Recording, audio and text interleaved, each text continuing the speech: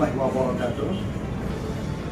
Saya Kapolsekta SU.1 Kompol Parizon SU.1. Pagi ini ataupun hari ini kami akan mengunjungi 3 personel kami yang saat ini sedang terpapar COVID-19.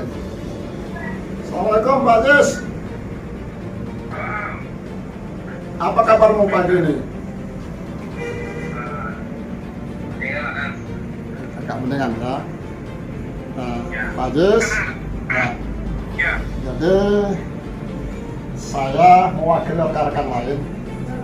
Mungkin tidak semuanya bisa berkomunikasi dengan Pak Jis yang sedang terpapar saat ini ya. Rencana nanti setelah dari OPI ke Pak Usman, kami akan berkunjung ke kediaman Pak Jis di sana. Tapi kita tidak bertemu, tidak bersalaman. Nanti kita dari kejauhan, yang penting kami melihat langsung Pak Jis di sana, melihat kondisinya terkini ya.